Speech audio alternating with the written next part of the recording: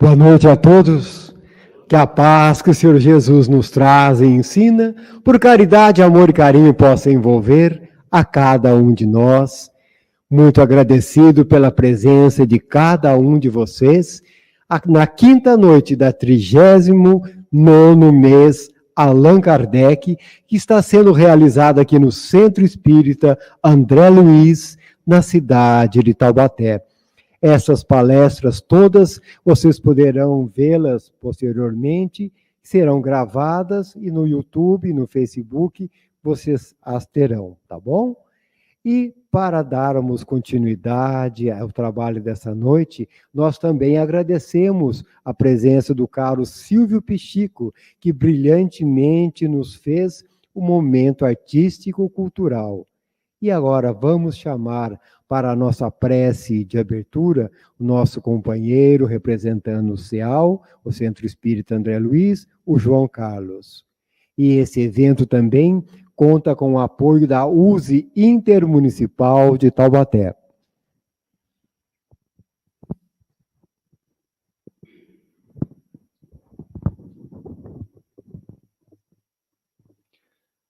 Vamos serenar nossos pensamentos para nos dirigirmos à presença de Deus. Deus, Pai de bondade, Criador do universo e nosso Criador, queremos agora, com toda a humildade que já reunimos, nos dirigir à Tua presença para agradecer pela oportunidade que estamos tendo de estarmos aqui reunidos como irmãos para mais um estudo da doutrina espírita. Dentro em pouco, se acenderão as luzes do Evangelho entre nós. Para esse momento solene, pedimos a Ti, ó Pai, que interceda por nós, nos dando compreensão e entendimento, para que possamos receber as mensagens que vêm do alto. Para nosso irmão palestrante, pedimos inspiração e intuição, de maneira que ele encontre as palavras e os argumentos necessários ao cumprimento da tarefa.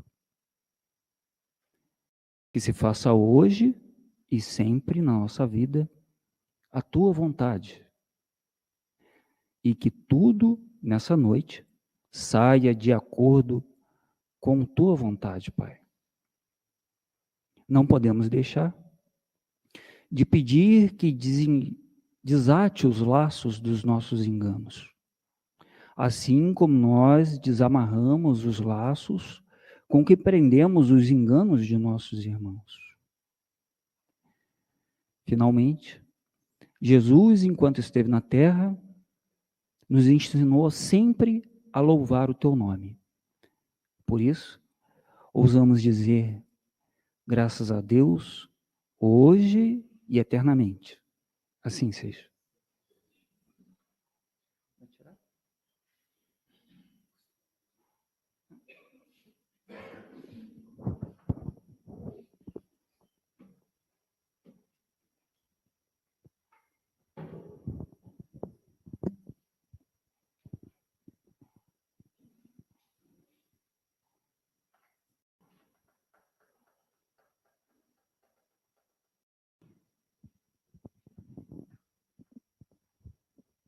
Agradecidos ao João Carlos pela prece tão bonita que fez.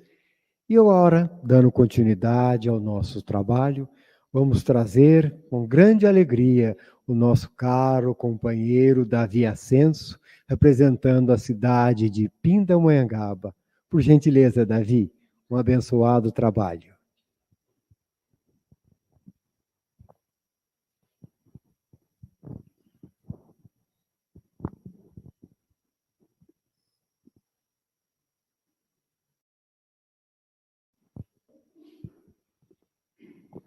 Muito boa noite a todos. Que Jesus nos abençoe. A turma do fundão aí, tá ouvindo legal? Dá para ver legal aí? Turma do fundão é difícil aí, hein? É sempre uma alegria voltar a esta casa, Nós trabalhamos em Pinda e a casa lá também se chama Centro Espírita Caridade e Amor André Luiz.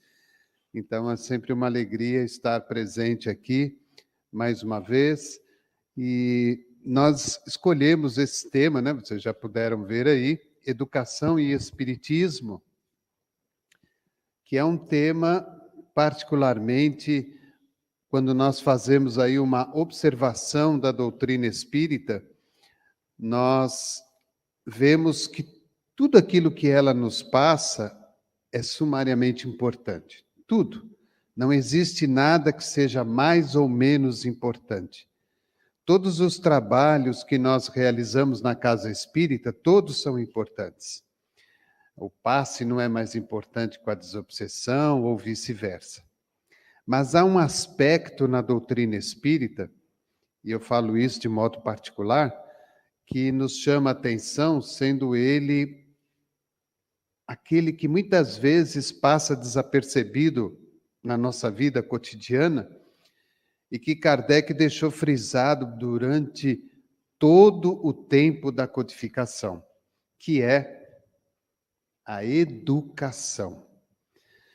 Tanto Kardec quanto os espíritos deixam bem claro para nós, em todas as obras da codificação, nas publicações feitas durante a Revista Espírita, que a educação é o ponto básico, inicial, de tudo aquilo que nós queremos e desejamos na nossa vida.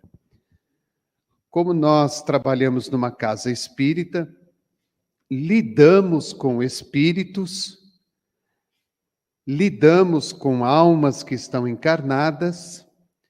O ponto básico para uma casa espírita, e nós vamos ver isso mais à frente, principalmente nas orientações de Emmanuel a Chico Xavier, é a educação. A educação dos espíritos e a educação das almas que vêm até nós. E é muito interessante, quem já me conhece de algumas outras palestras, eu gosto muito de brincar com a palavra, mudar essas coisas todas. E a gente olha a palavra educação e a gente fica tentando entender, puxa, que bacana, né? Educação. É como que, né? Como tudo foi surgindo na vida, na evolução do homem, na evolução do planeta. E quando nós olhamos a palavra educação, nós vemos que a educação só se faz através da ação. Educar verbalmente é excepcional. Ensinar, se aqui há algum professor, alguma pessoa ali nessa área de educação, falar sobre determinada matéria, falar aquilo que nós conhecemos na matemática, na física, na ciência, na geografia, ou seja lá o que for, é muito importante. Mostra a nossa capacidade de assimilação mediante aquilo que nós nos dispomos a aprender. Mas a verdadeira educação, aquela que os espíritos nos ensinam nas obras da codificação, ela é feita de ação. E nós vamos, para entender essa educação com ação, nós vamos voltar um pouquinho na história de coisas que todos nós já conhecemos, mas para nós irmos observando como que os espíritos foram trabalhando todo o processo de codificação, toda a proximidade com o codificador Allan Kardec, para nos deixar estas obras maravilhosas que todos nós hoje conhecemos. Antes, eu vou falar da educação convencional. Todos nós somos submetidos à educação convencional. Vocês podem ver lá que na base de tudo está a criança, materialmente falando. Nós temos uma criança, ela vem ao mundo e ela vai ser preparada através de um processo educativo para atingir um objetivo. Essa é a educação convencional que todos nós conhecemos. E eu me utilizei aqui de um gráfico à moda antiga, na minha moda, né, no meu tempo, porque agora tudo mudou. E essa criança, para que ela vá crescendo, para que a sua educação se transforme em ações, porque quando nós educamos a alma, e nós vamos separar a alma do espírito, todos sabem, né? A alma somos nós encarnados, os espíritos são aqueles que estão na erraticidade. Todas as vezes que nós vamos educar a alma e formos pensar que a educação é feita de ações, essa criança é submetida, em primeiro lugar, ao primário. É ali que ela vai dar os primeiros passos na sua vida material para aprender a escrever, somar, dividir, multiplicar as letras, juntar as letras para formar uma palavra, juntar palavras para formar uma frase. Ela sai do primário, lembrem que eu estou falando do meu tempo de estudo, hein? Ela vai para o ginásio. Ali no ginásio, ela começa a vislumbrar um outro objetivo. Ali no ginásio, ela começa a ter o contato com matérias um pouco mais difíceis, um pouco mais complicadas, com outras línguas. É ali que ela começa a ter contato com jovens da sua idade, de idades menores, de idades maiores que são repetentes da escola. Do ginásio, ela parte para o colegial. O colegial, aquele antigo, era a porta de abertura para que nós vislumbrássemos a faculdade. Começamos a pensar em família, pai, mãe e a criança, qual será a minha profissão? Qual a minha vontade? O que eu tenho desejo de ser? Eu quero ser engenheiro. Então, neste estágio que é o colegial, essa criança ela vai começar a se preparar para uma faculdade de engenharia. Ela vai fazer cursos, ela vai fazer provas, ela vai fazer o vestibulinho, ela vai fazer qualquer outra coisa até conseguir entrar na faculdade. Quando ela entra na faculdade, ela vai lá estudar durante um certo período, vai fazer estágio, vai procurar o seu primeiro emprego e vai sair para a vida para trabalhar. Essa é a educação convencional que nós conhecemos. Lembrando, tem algum professor aqui ou não? Ixi, olha lá. Se eu falar bobagem, você me bate. Lembrando que professor educa, professor não cuida. Quem cuida é pai e mãe, o professor simplesmente educa. Então nós olhamos para a educação convencional. Todos nós vamos passar por isso, crianças. Todos nós já passamos por isso. Eu, quando estava lá no ginásio, repeti a sexta série, nossa, antiga sexta série, por causa de meio ponto. O professor não quis dar meio ponto para mim. Ele fez questão que eu repetisse a sexta série. Repeti a oitava de novo. Nossa, me arrependi, meu pai quase me bate, aquela coisa toda. Por quê? Porque eu tive que refazer aquilo que eu não aprendi. É a educação convencional. É aquela que nós hoje olhamos para a vida e observamos que ela está toda atrapalhada, toda desequilibrada. Cada um tem uma maneira de ver, uma maneira de observar, uma maneira de tratar essa educação. A educação convencional envolve a nossa família. Antigamente, nós nos sentávamos à mesa e ninguém punha a mão num talher antes de uma prece. Ninguém tomava um guaraná, um refrigerante ou qualquer um petisco qualquer, sem antes fazermos uma prece. Sem que todos, pelo menos, estivessem sentados à volta da mesa. Educação convencional. Antigamente, para comermos, era necessário estarmos juntos. Hoje, Eu estou aqui, o outro está lá na novela, o outro está no outro quarto, a menina está na casa da amiga, o outro está não sei na onde, o outro ninguém sabe para onde foi. Vivemos totalmente soltos na tal educação que tanto nós, ao longo do caminho, fomos perdendo o sentido. A vida progrediu, a globalização aumentou, tudo se modernizou, colocamos a culpa na globalização e na modernização, mas nós vamos ver, através dos espíritos, que a própria educação convencional, ela acaba se perdendo ao longo do caminho pela nossa própria culpa e pela nossa falta de atenção.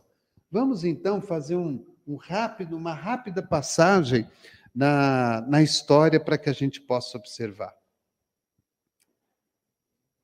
Esse senhor aqui, que todo mundo já conhece, Hippolyte Léon Denisard Rivaio, ele foi educador, escritor e tradutor francês. Não vou fazer aqui biografia de nada nem de ninguém.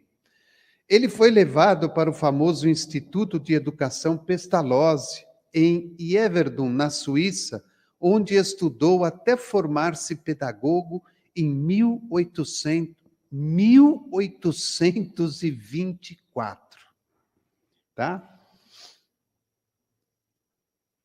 O senhor John Heinrich Pestalozzi, como ele próprio disse, o verdadeiro trabalho de sua vida não se deu lá em Burgdorf ou em Yverdon, onde tinha um instituto.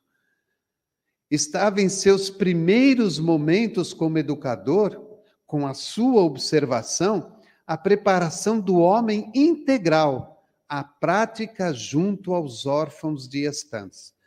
Olha que interessante. A gente tem que...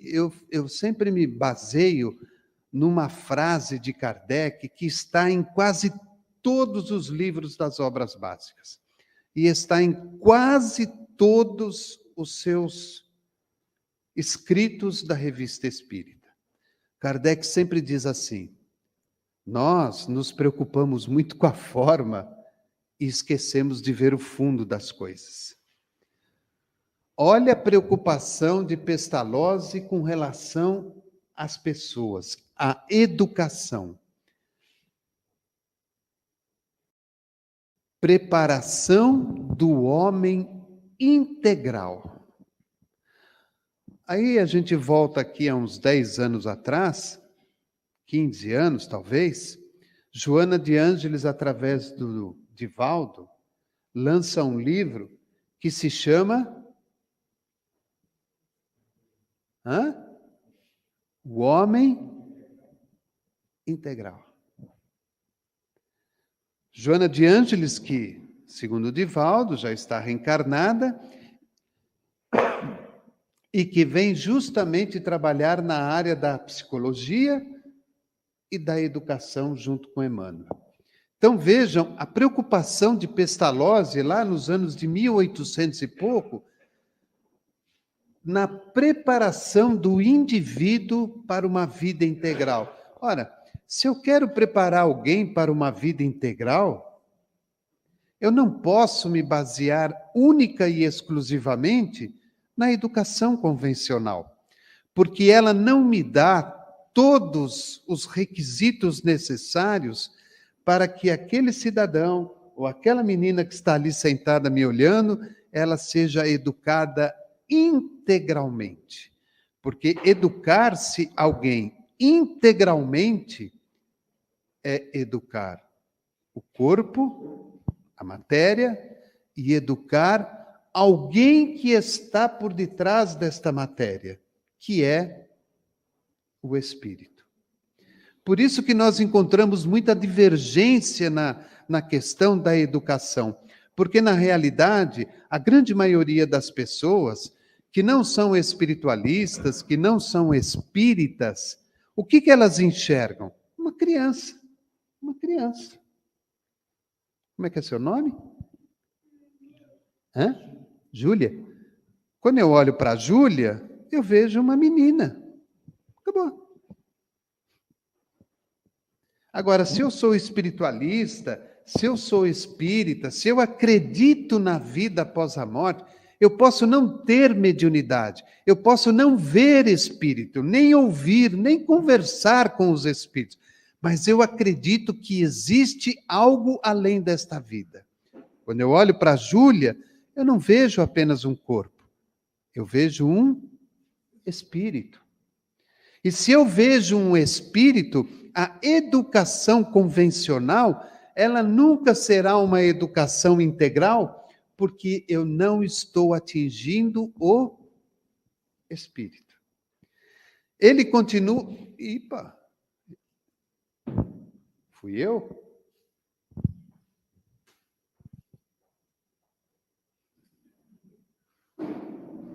Coisa de espírito isso, hein? Muita calma. Coisa de espírito isso. Alguém que não quer ser educado. Sei lá.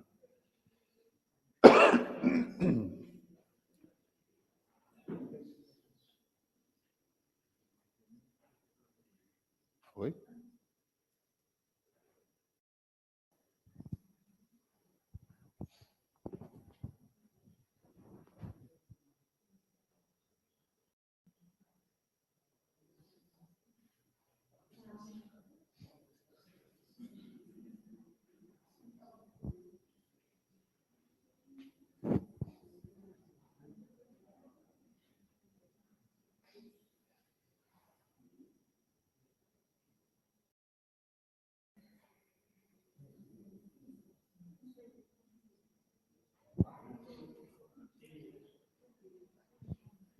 Então vamos lá, vamos continuar. O que Pestalozzi diz o seguinte: Pestalozzi foi um dos pioneiros da pedagogia moderna, influenciando profundamente todas as correntes educacionais e longe está de deixar de ser uma referência. Longe. Não tenho nada aqui, assim, nem contra, nem a favor, nem em cima do muro, debaixo do muro.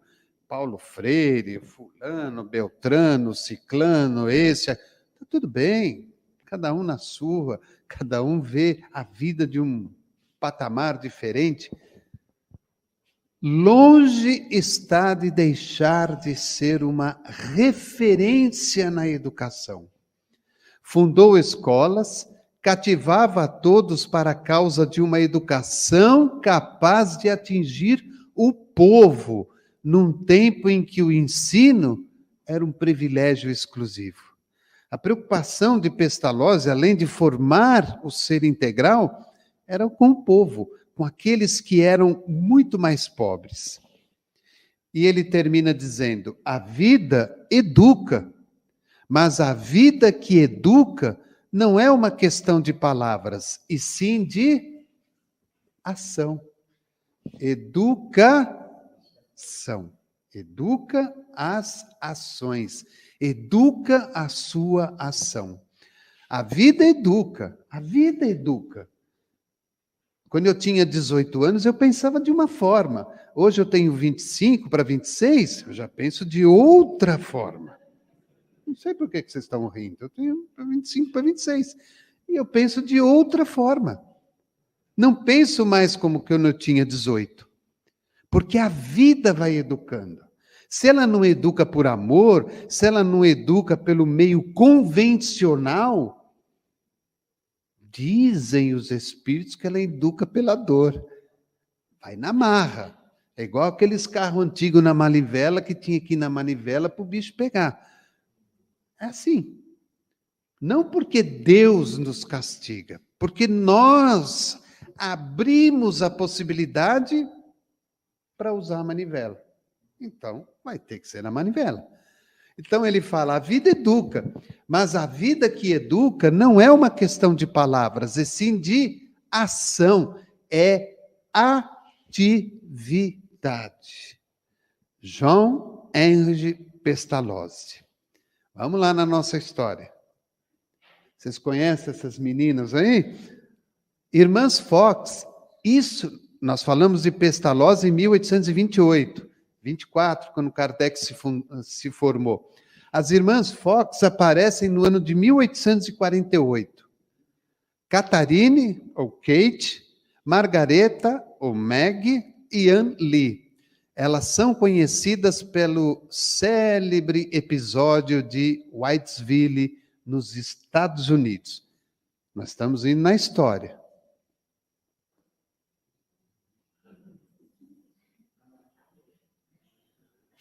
Onde nós paramos? Espera aí. É isso mesmo. Só que aí mudou. A gente tinha falado do Hippolyte Denisard Rivaio em 1828, 24, quando ele era apenas um educador francês, um tradutor. Agora a gente fala de um outro personagem, no mesmo corpo. O senhor Allan Kardec, que no ano de 1854, pela primeira vez na sua vida, ele toma conhecimento sobre as tais mesas girantes, que eram encontros mediúnicos lá na França. Era a moda daquele tempo. Hoje à noite, está chovendo, né? Não tem nada de show em Taubaté, então vou convidar aí uns amigos e umas amigas e vamos lá fazer uma roda de mesas girantes lá na nossa casa. Era cético e atribuiu o fenômeno inicialmente não a uma força de supostos espíritos, mas a uma influência do magnetismo. Continuando a história, de novo Kardec, aí entra o X da questão. Como ele era educador, se tornou magnetizador, né? Já era magnetizador, trabalhou ainda mais o magnetismo na sua vida, e aí ele passa a estudar o fenômeno. A ação da educação, a atividade daquilo que estava sendo ali apresentado para ele como uma nova fórmula de ver a minha vida. De onde eu vim, quem eu sou, o que eu estou fazendo aqui e o que será de mim daqui a alguns anos quando eu desencarnar. Allan Kardec, professor e estudioso do Espiritismo, considerava que a educação é a chave para o progresso moral. E quando nós falamos de progresso moral, aí nós estamos falando da Júlia, no sentido de que vamos trabalhar nela a educação integral. A educação integral, dentro dela, está contida a educação convencional. Eu não tenho como dar educação integral, estimular a moral, sem que dê a ela a educação convencional, porque faz parte da vida material de todos nós. Para Kardec, a educação é uma ação essencial e primária da humanidade.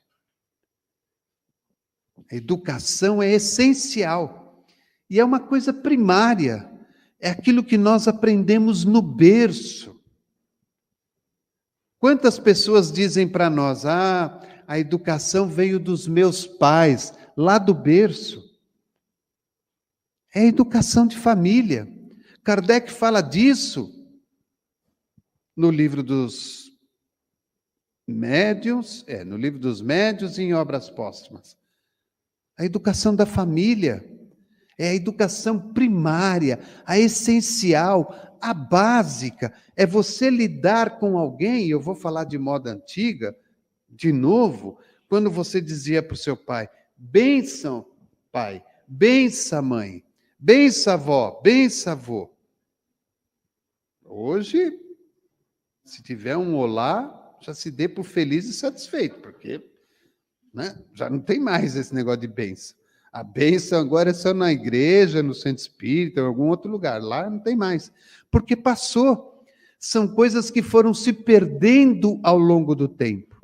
Então, a educação é essencial e primária para todos nós. Ele diz também, ele acreditava, que a educação moral é mais importante que a educação intelectual e que consiste na arte de formar o caráter e incutir hábitos. Olha que profundidade isso. Primeiro, educação moral é mais importante que a educação intelectual. Quantas pessoas que nós vemos aí no dia a dia da vida, é lógico que não vamos citar nome de ninguém, mas aí, nas redes sociais, na rua, na política, em todos os ramos da sociedade, pessoas altamente intelectuais, bonitas, saradas, fortes, tatuadas, com piercing, brinquinhos, uma verdadeira massa humana. Mas a intelectualidade pequena. Porque a educação primária, aquela básica, aquela essencial, ela não foi trabalhada. Aquela que estimula a parte integral do ser, não foi estimulada, não foi trabalhada pela própria família. E aí ele diz que a educação é a arte de formar o caráter e incutir hábitos. Porque a minha avó costumava dizer assim, olha, o urso perde o pelo, mas não perde o vício. Minha avó falava. E quando a gente é investido de caráter, porque caráter é algo que vem pela moral, e a moral se vem pela educação. E é essa educação, quando ela está em nós não nos desvirtuamos na vida. Nós podemos passar necessidade, dificuldade, passar pelos perrengues do caminho e da existência, mas nós não nos vendemos, nós não perdemos o nosso caráter. Erramos, falhamos, tropeçamos, cometemos equívocos, mas a integralidade do ser permanece a mesma. Ah, a vida está uma desgraça, então eu vou roubar. Ah, a vida está uma desgraça, então eu vou me enfiar na droga. Ah, a vida está uma desgraça, então eu vou beber. Enfim, qualquer uma das coisas que a sociedade tem como válvula de escape. Nós permanecemos íntegros, porque o caráter está formado. A base está formada. Coitada da Júlia, eu vou falar dela o dia todo hoje, a noite toda. A Júlia, o pai, formou a educação convencional e formou, paralelo a isso, a formação integral. A Júlia vai crescer, vai lá passar pelo primário, pelo ginásio, pelo colegial, a faculdade, vai ter um emprego, vai ser médico, vai ser qualquer outra coisa que ela queira. Ela nunca mais vai perder aquilo que foi dado a ela. Porque aí nós nos lembramos de Eurípides Barçanufo. Fim do século passado, em Sacramento, Minas Gerais, que era uma caixa de fósforo, qual era a preocupação de Eurípides? A educação do espírito. Vamos hoje para Sacramento e como que é o nome dela? Não só a Egorina, mas a outra... esqueci o nome dela. Que cuida lá do Colégio Allan Kardec, anualmente estão fazendo seminários, já estão aí no 8º ou 9º seminário, que tem sempre o mesmo tema, educação do espírito. Estão resgatando aulas do tio Eurípides que eram feitas no jardim do colégio. Vamos estudar hoje à noite, imagina, 1800 e pouco, todo mundo em Sacramento, sentado no jardim, olhando para o céu, e Eurípides Barçanufo, como professor, dizendo, olha, está vendo aquela estrela? Aquela estrela é tal planeta. Aquela ali é tal planeta. Está vendo aquele aglomerado de estrelas? Aquela é tal galáxia. Gente, isso é educação do espírito. Aquelas crianças nunca mais foram as mesmas.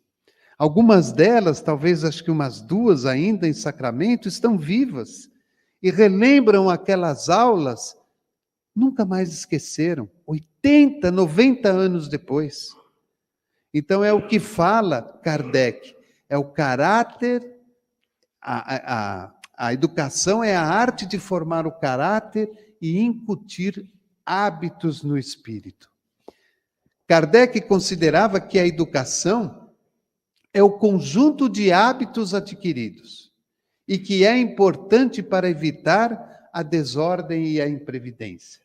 Por que nós olhamos para os chamados países de segundo mundo, terceiro mundo, e vemos toda uma baderna? O que falta neles? Educação. As grandes potências, aquelas que nós vemos hoje aí liderando o planeta, deixando aí política, injustiça e guerra de lado, mas olhando na questão do desenvolvimento, todas elas partiram de um único princípio, que foi educação. Foi a educação convencional, que, de uma certa maneira, em função das religiões que predominam nesses países, a educação do caráter, ela foi entrando sem que ninguém percebesse. Olhemos, por exemplo, no Japão. Esse dia eu estava vendo uma reportagem no Japão e um fulano simplesmente passava na rua e jogou um papel no chão.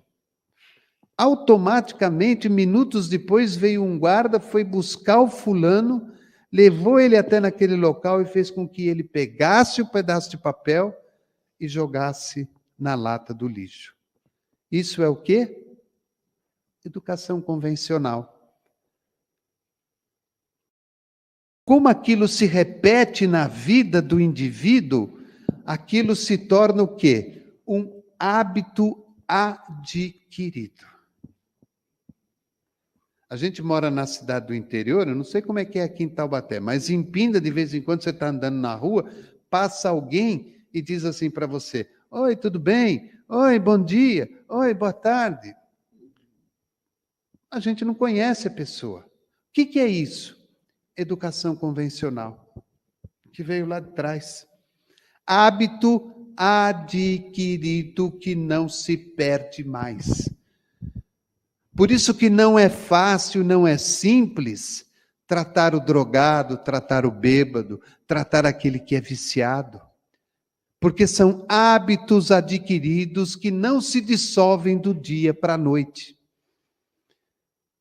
Uma educação convencional desequilibrada, uma educação integral que não existe e uma predominância de espíritos que se comprazem com aquela vítima.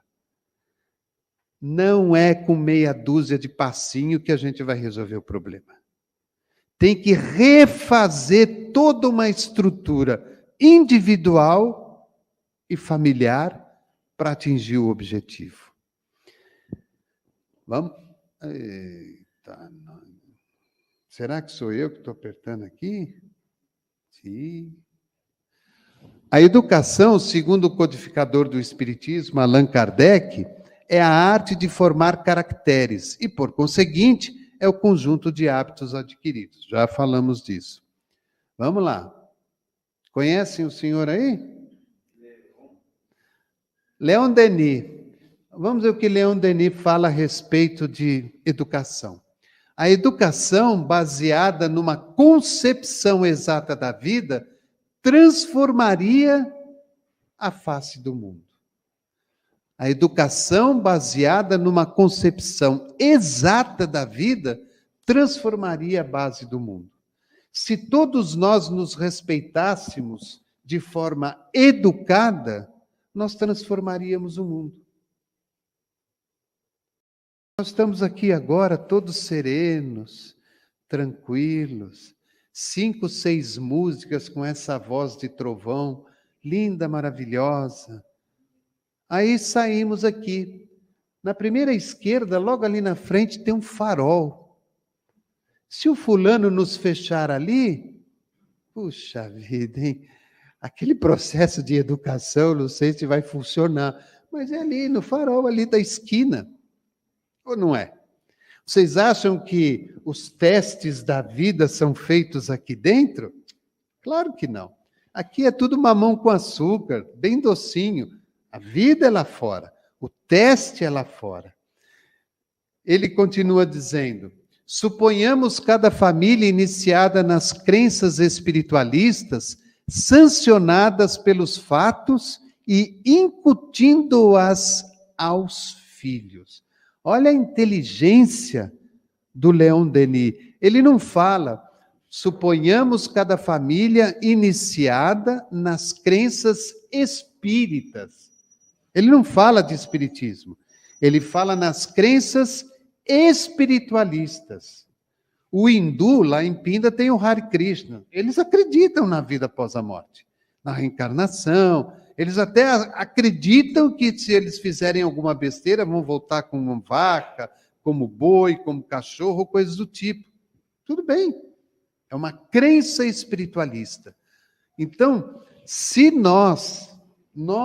todos nós, todas as famílias, dentro das crenças espiritualistas, se nós, sancionando os fatos, não aquela coisa fictícia, eu acho que tem espírito, eu acho que tem uma vida após a morte. Não, uma coisa real, verdadeira, que eu passo para aquela criança, nós vamos formando este processo educativo. Tudo bem que amanhã ou depois ela pode esquecer, ela pode deixar de lado, ela pode seguir por um outro caminho, mas aquela semente estará ali devidamente plantada. Como a vida é eterna, pode ser que não brote hoje, brote amanhã, o mês que vem e assim por diante. Uma rápida transformação social operar-se-ia, então, sob a forma dessa dupla corrente. A crença espiritualista mostrando para nós, através de fatos verdadeiros, de que o processo educativo pode mudar a vida de todos nós. Isso está no livro Depois da Morte, Leon Denis, capítulo 54. Último pedacinho da nossa história. O médium Chico Xavier, o espírito de Emmanuel, e Emmanuel coloca o que para nós? Ele considerava a educação espírita uma elevada escola de educação do espírito, que deve servir para edificar o reino de Deus na terra. E é muito interessante isso. As pessoas, infelizmente, e não tomem isso como uma crítica, mas como fatos que ocorrem no dia a dia de uma casa espírita. Olha, vamos começar um curso básico. Olha, vamos começar o curso tal. Olha, vamos começar o estudo do livro tal. As pessoas não querem estudar. As pessoas não querem se educar. As pessoas não querem se reeducar. Mas se você falar que amanhã à tarde vai ter um médium aqui psicografando carta de alguém que morreu, vai lotar de gente. Se for um médium de cura, então, aí piorou, vai ter fila na porta. Porque nós gostamos ainda do fenômeno. Nós gostamos do fenômeno. Nós gostamos de ver espírito, de falar com o espírito, de correr atrás do espírito. O espírito corre atrás da gente, a gente brinca de pegue, né? Aquele, como é que é? Pega-pega. Nós adoramos isso. Mas entender aquilo que os espíritos já trouxeram para nós, nós não queremos.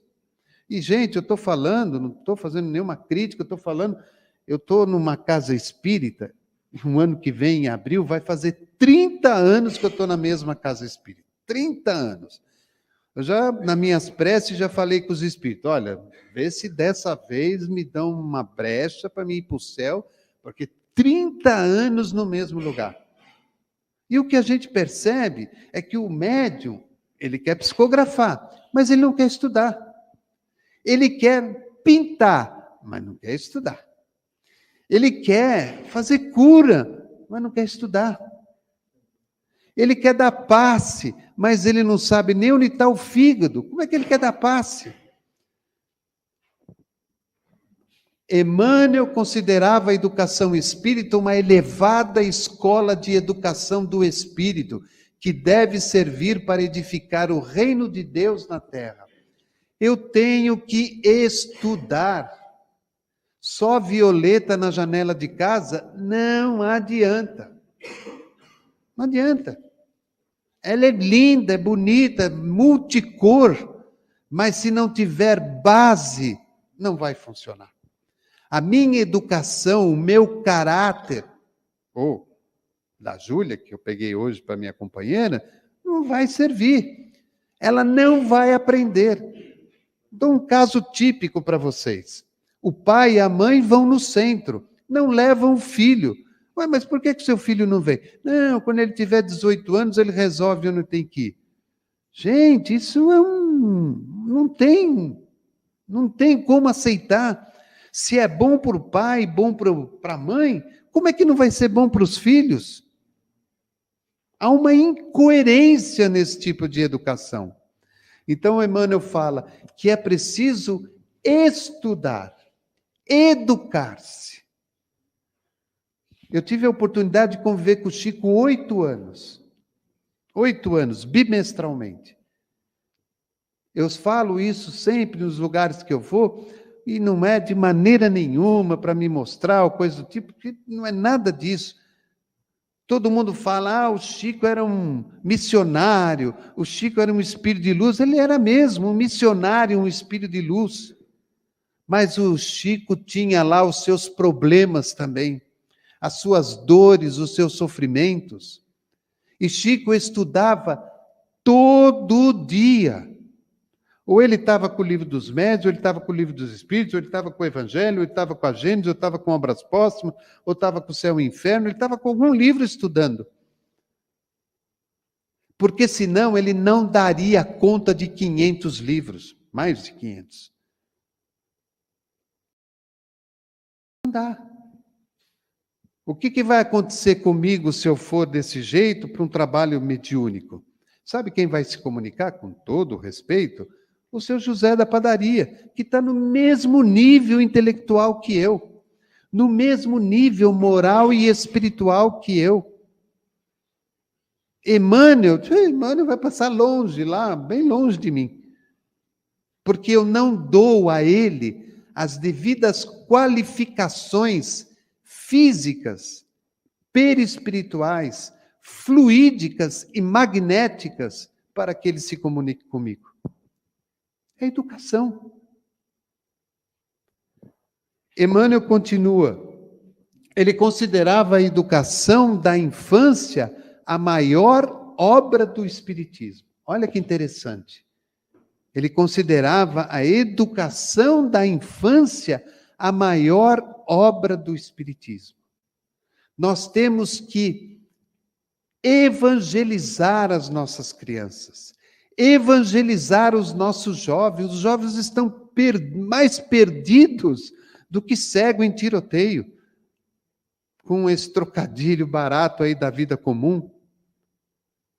Nós recebemos lá no centro jovens com 12, 13, 14 anos, com 5, 6, 7 tentativas de suicídio, braços cortados. A mãe que é alcoólatra, o pai que é drogado. E aí? O que nós vamos fazer? Só dar um passinho? Só um passinho não vai resolver. O centro tem que acolher. Acolher é diferente de resolver. Eu não vou resolver o problema daquela criança, daquele jovem, daquela família, mas eu preciso acolher. O que Jesus faz? Jesus não resolveu o problema de ninguém. Jesus simplesmente acolhia quem ia em busca dele. Alguém atirou a pedra em você? Não. Então, olha, levanta, segue teu caminho e não peques mais. Não erre mais. Tenha isso como aprendizado, educação. Quando nós olhamos as passagens de Jesus no Velho e no Novo Testamento, o que nós vemos? Educação. Educação. Quando o centurião vai em busca de Jesus, pedindo pelo seu servo, Jesus, só de olhar nos olhos dele, percebia a fé que ardia no seu coração. Tal a sua gratidão pelo servo humilde. E Jesus diz para ele: não precisa dizer mais nada, não precisarei ir até lá. Teu servo já está curado. E o centurião volta e o servo estava curado. Educação. Educação do quê? Da fé. A fé é educativa só na hora que eu estou com dor no dedão do pé. A fé tem que ser todo dia, toda hora, todo instante.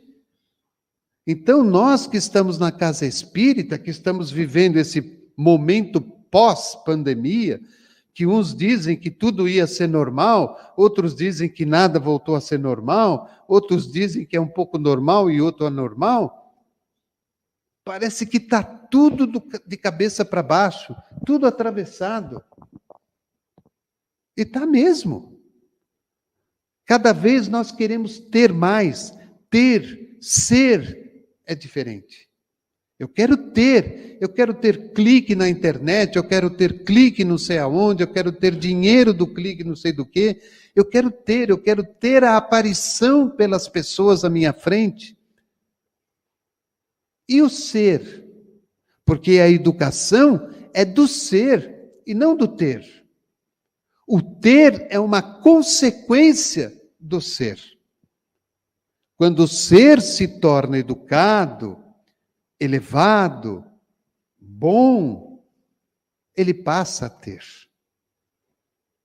Peguemos o exemplo de um bom médico. Um bom médico. Vamos pegar, puxando a sardinha para os espíritas, pegar o exemplo de Bezerra de Menezes, que nem era espírita, mas era um homem bom e era um bom médico. A sua educação e o seu respeito para com o próximo fez com que ele tivesse o amparo que ele precisava em todos os momentos da vida dele, apesar de ter desencarnado numa grande miséria, porque deu tudo o que tinha em favor do próximo. Emmanuel ainda diz: educa o pensamento e conquistarás a ti mesmo.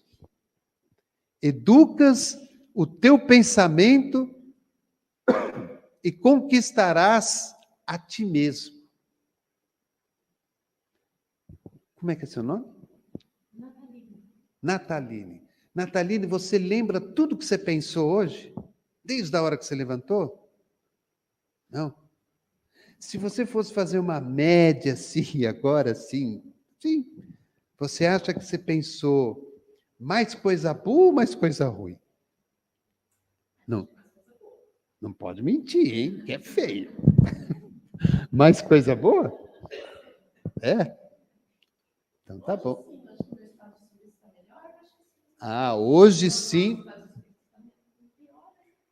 Hoje sim, porque o estado de espírito dela está positivo. O senhor é? Seu Francisco, o senhor lembra tudo que o senhor pensou hoje? Não. O senhor acha que o senhor pensou assim mais coisa boa ou coisa ruim? Coisa boa? Mas pensou umas ruinzinhas também. Pensou, né? Normal. Você? Hã? Edna? Érica. E aí, Érica, o que você pensou? Você consegue lembrar de tudo? Pensei que eu ia fazer de almoço, pensei, fiquei feliz que choveu, né? Deixa eu ver, pensei em várias coisas. Mas você pensou mais coisas boas ou coisas ruins? Hoje eu pensei coisa boa. Coisa boa? Hoje a gente ia na palestra, né? Então, vamos. Né? É sábado também, né? Não pode fazer mais nada porque está chovendo, então, né? O duro é na segunda-feira, né? Olha que interessante. Educa o teu pensamento e conquistarás a ti mesmo. Eu sou luz, a gente tem que falar isso. Mas como eu estou feio, como eu estou gordo, como eu estou isso, como eu estou aquilo, porque ninguém me ama, porque ninguém me quer, porque, um monte de porquê, porque assim, porque... Aí vem aquele médium que vê tudo, olha para a aura do indivíduo, ela está mais preta que carvão. Mas está mesmo, porque tudo negativo. Educa o teu pensamento e conquistarás a ti mesmo. O que diz a física quântica para nós hoje? Eu trabalho com terapia. O que a física quântica diz para nós? Conversa com a tua célula doente. Você está com nódulo na garganta? Conversa com a tireoide. Você andou falando um monte de tempo mal da vida alheia, agora está com caroço lá na tireoide. Conversa com ela. Pede perdão, pede desculpa. Porque quem manda no meu corpo sou eu, e eu sou espírito. Eu sou espírito. Quem manda em mim sou eu. Não tem essa como antigamente de entrar numa reunião de desobsessão e o espírito entrar no meu corpo. Não tem porta de entrada, de saída, nem de escape, não tem nada. É eu que permito. É eu que dou autorização. Quando nós nos educamos mentalmente, nós elevamos o nosso padrão vibratório. E tudo que nós olhamos para frente na nossa vida, no lado e atrás, vai se apresentar para nós com um ar de beleza, de paz. De paz, de beleza. Que droga, está chovendo. Como é que vai ser o seu dia? Uma droga. Você não falou para o universo? Puxa, graças a Deus choveu. Acabou a poeira. Meu nariz vai voltar a funcionar. Sem entupimento, sem remédio, sem antialérgico, sem médico, sem UPA, sem SUS, sem nada. A minha voz vai voltar ao normal. Choveu. Graças a Deus. É educar. Educa o teu pensamento e conquistarás a ti mesmo. Vamos partindo para o fim, porque o chefe já está aqui de olho. Educa a tua ação. Agora vamos falar da gente, né? Porque nós falamos de todo mundo, agora tem que falar de mim. Como é que eu vou começar a educar a minha ação? O pensamento, que foi o que Emmanuel falou. É o primeiro ponto que nós temos que aprender a educar. O pensamento. Né? Quando você senta, olha para a comida e mentalmente você diz assim: essa comida hoje vai me fazer muito bem. Ninguém está vendo, ninguém está sabendo. Eu vou fazer um exame no hospital e eu, com o meu pensamento, eu lembro do doutor Bezerra e falo para ele, doutor Bezerra, ampara para que dê tudo certo. Ilumina aquele médico para que ele seja abençoado na consulta. Se eu vou operar, que todo mundo que está ali naquela sala seja abençoado. É o pensamento. Eu preparo o ambiente. Eu preparo tudo para aquilo que eu estou querendo. Educa de uma forma na ação a tua visão. Como que nós olhamos a vida? Tudo perdido. Aí falaram que ia mudar, que o Chico tinha falado, que o mundo ia mudar, que o não sei quem, que daqui não sei quanto tempo, que vai virar um mundo de regeneração, que tudo vai mudar, que tudo vai ser flor, que tudo vai ser belo. Como é que nós estamos vendo o mundo? Porque as oportunidades estão sendo dadas a nós. Estão sendo dadas. Nós estamos numa fase hoje que tem duas alternativas. Ou muda, ou muda. Não tem outra. Ou muda, ou muda. E mudar não é santificar, é educar-se para a vida. Gente, eu sou espírito. Eu espero que demore bastante, mas eu vou morrer um dia. Espero que demore. Eu vou morrer um dia. Mas eu quero voltar para o lado de lá melhor do que quando eu cheguei. Eu erro, eu tropeço, às vezes eu sou meio atrapalhado, eu sou meio complicado, às vezes eu não tenho paciência com os trabalhadores lá no centro, às vezes eu não tenho muita paciência lá com os clientes do meu trabalho, às vezes eu falto com alguma coisa com a minha esposa, tudo bem. Eu não vou me enforcar num pé de couve por causa disso. Não vou me matar por causa disso. Não vou mesmo. Mas eu vou entender que eu posso fazer algo melhor. Porque eu não sou mais um espírito trevoso. Eu não sou mais um espírito primitivo. Se eu estou no mundo de provas e expiações, é porque Jesus, o plano espiritual, com o consentimento de Deus, que é o Pai, me permitiu que eu estivesse aqui. Eu também tenho virtudes. Eu também tenho. Tenho também virtudes. E quando eu educo a minha visão, eu olho para a virtude da Nataline. É difícil, não é fácil achar. Eu olho para a Nataline e eu vou ver as virtudes que ela tem. Mas ela é meio invocadinha, você vê que ela tem ali um jeitinho meio de bravo, sabe? Pessoa baixa assim, é sempre brava, sempre briguenta. Não me importa com isso. O que me importa é a virtude que ela tem, a vontade de ajudar, a disposição de estar aqui. Se eu trabalho a virtude, eu educo o espírito. Se eu educo o espírito, eu formo o caráter. Se eu formo o caráter, ela adquire hábitos. Hábitos adquiridos não se perdem jamais. Simples assim. Educa os teus ouvidos. Educa os teus ouvidos. Olha, eu tenho 5 minutos, hein? Educa os teus ouvidos. Presta atenção no que você está ouvindo. Muda o canal. Não é só da televisão, muda o canal da mente.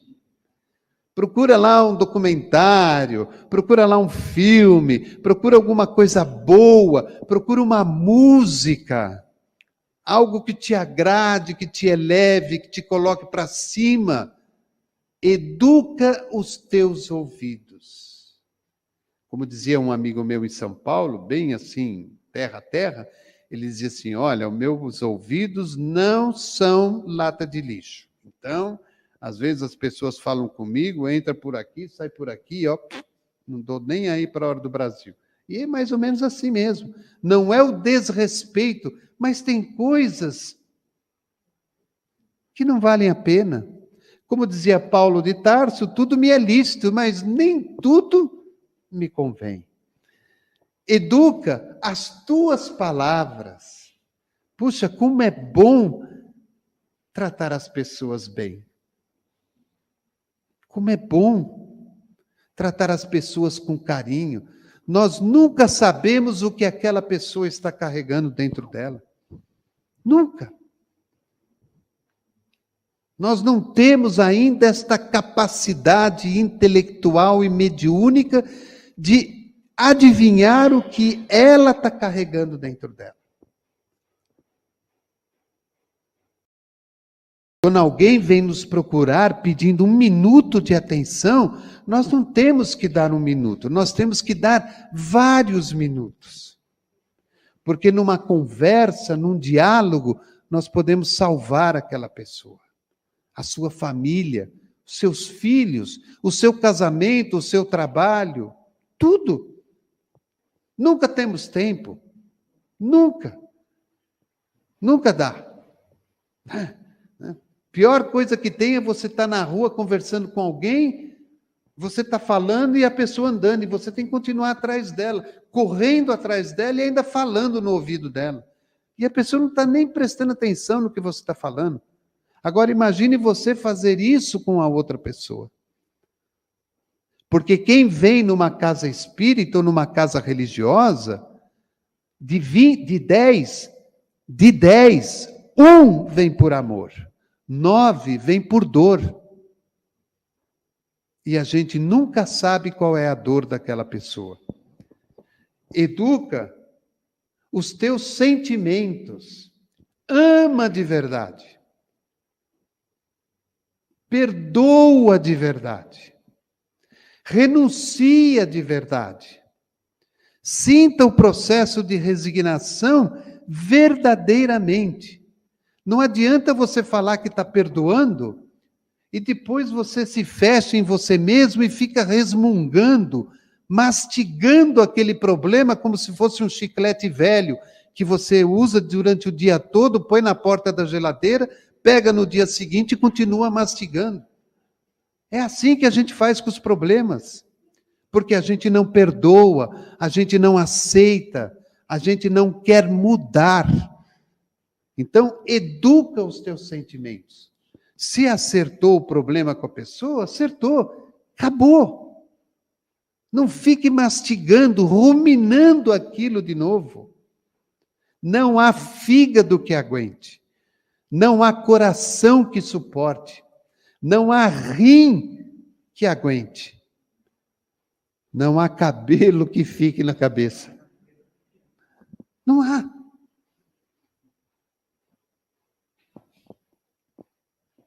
E, por fim, começamos com ação e terminamos com ação.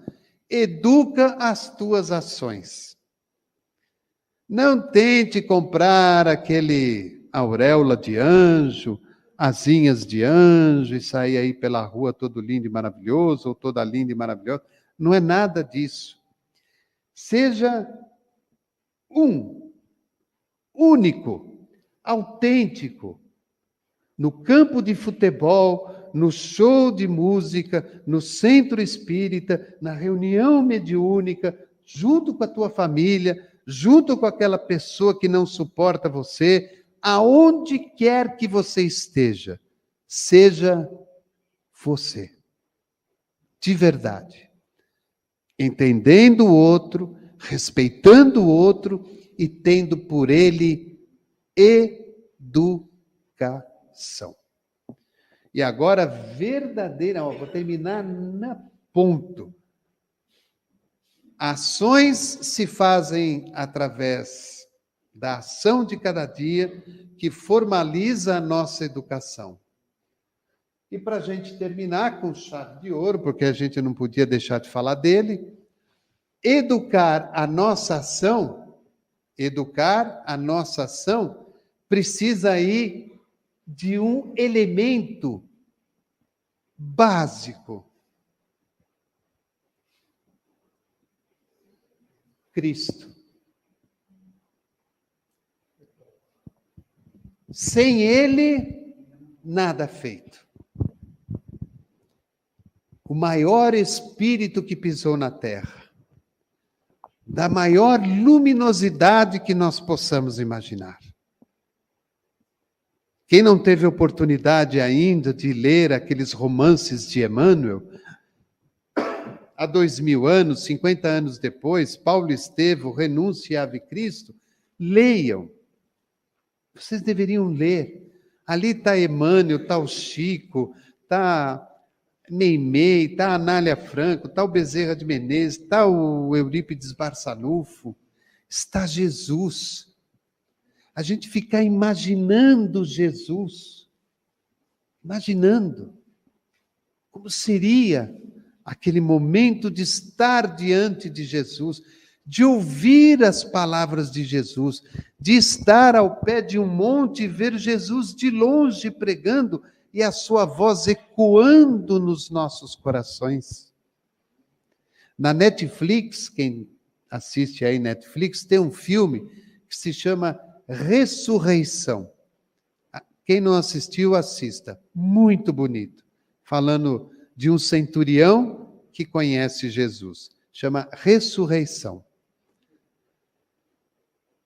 Desejo a todos um ótimo final de sábado, um ótimo domingo, uma semana de muita luz, de muita paz, de muita alegria, de muita felicidade. E que o Divino Mestre Jesus e esta pleiade de espíritos amigos que estão aqui conosco derrubem sobre todos vocês muita saúde, muita paz e muito amor.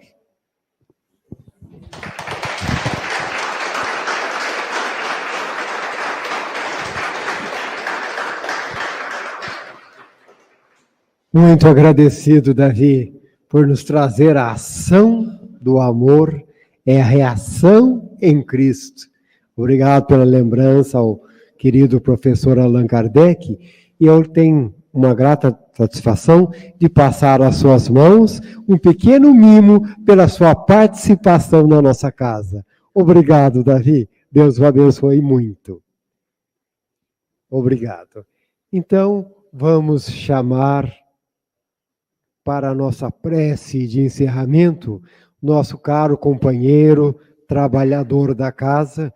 Como ele diz, hoje ele está na condição de presidente do Centro Espírita André Luiz, o nosso caro Orlando Tais.